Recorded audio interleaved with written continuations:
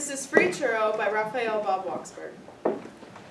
So I stopped at a Jack in the Box on the way here, and the girl behind the counter goes, "Hiya! Are you having an awesome day?" Not, "How are you doing today?" No, "Are you having an awesome day?" Which is pretty, well, shitty, because it puts the onus on me to disagree with her. Like, if I'm not having an awesome day, then suddenly I'm the negative one. Usually when people ask me how I'm doing, the real answer is I'm doing, well, shitty, but I can't say I'm doing shitty because I don't have a good reason to be doing shitty. So if I say I'm doing shitty, then they go, "Oh, why? What's wrong?" And I have to be like, I don't know, all of it? So instead, when people ask me how I'm doing, I usually just say, "I am doing so great." But when this girl at the Jack in the Box asked me if I was having an awesome day, I thought, today I'm actually allowed to feel shitty. So I say to her, "Oh, my mom died," and she immediately bursts into tears, which is annoying because now I have to comfort her, and meanwhile there's a line of people forming behind me who are all giving me these really judgy looks because I made the Jack in the Box girl cry. And she's bawling, and she's like, "I'm sorry, I'm so sorry." And I'm like, "It's fine, it's fine." I mean, it's not fine, but like, it's fine, you know, and I would like to order a double Jack meal, and I kind of got somewhere to be, so maybe we could do a little less with the crying and more with the frying, huh? And she apologizes again, and then she offers me a free churro with my meal.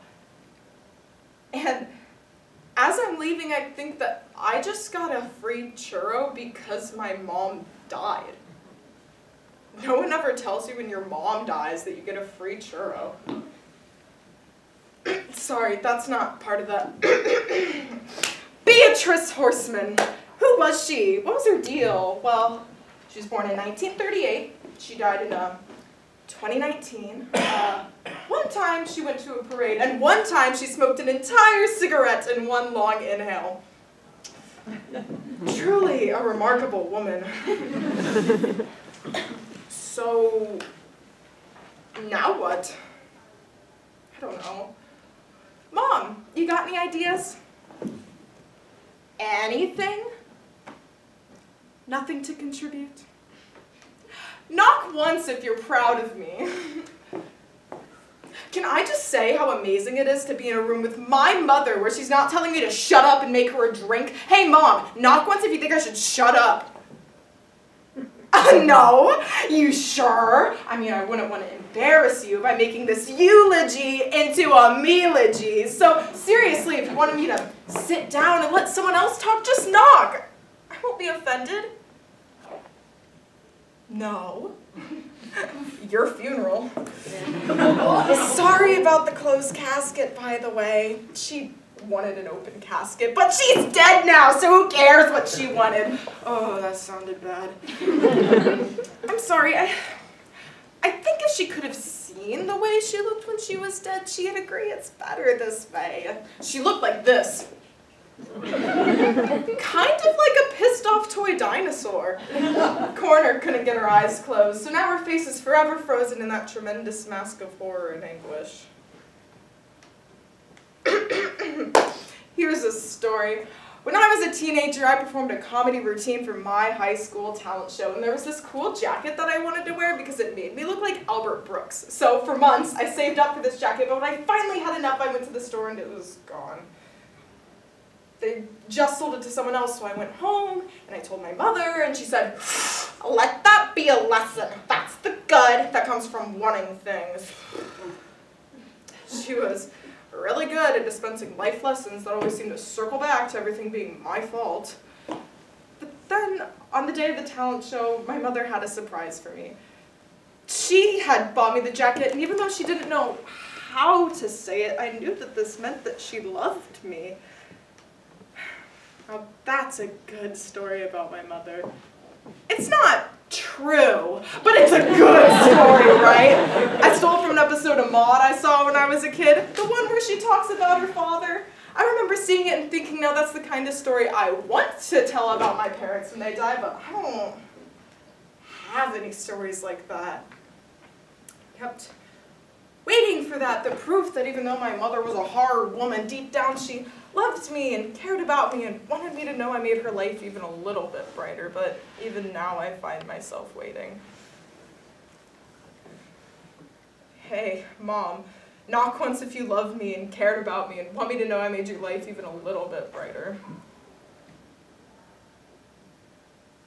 My mother did not go gentle into that good night. She went clawing and fighting and thrashing, well, hence the face. I swear if you would have seen her, the only thing you'd be thinking about right now is how I am nailing this impression. I was in the hospital with her those last few moments, and they were truly horrifying, full of nonsensical screams and cries, but there was this one moment, this instance of strange calm where she looked into my direction and she said, "I see you." It's the last thing she said to me. I see you. Not a statement of judgment or disappointment, just the simple recognition of another person in the room. You know, the first time I ever performed in front of an audience, it was actually with my mom. She used to put on these shows in their supper club, with their supper club in the living room, and man, those parties were really something. There were skits and magical acts and ethnically insensitive vaudeville routines, and the big finale was always this dance my mother did. It was so beautiful and sad. Dad hated those parties. He'd lock himself up in the study and bang on the walls for us to keep it down. But he always came out to see Mom dance, and as a child, he was completely terrified of, well, both of my parents. I was always aware that this moment of grace, that it meant something. We understood each other in a way. Me and my mom, my dad, and I, as screwed up as we all were, we did understand each other.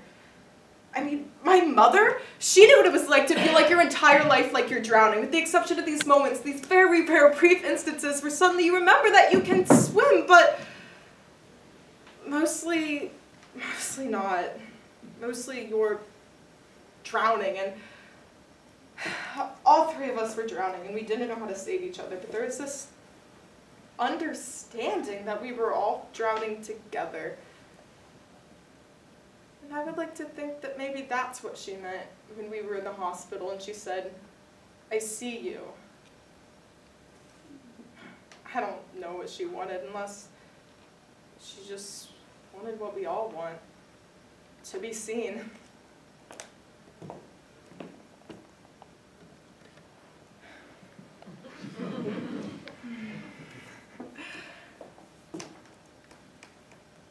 Is this funeral parlor B?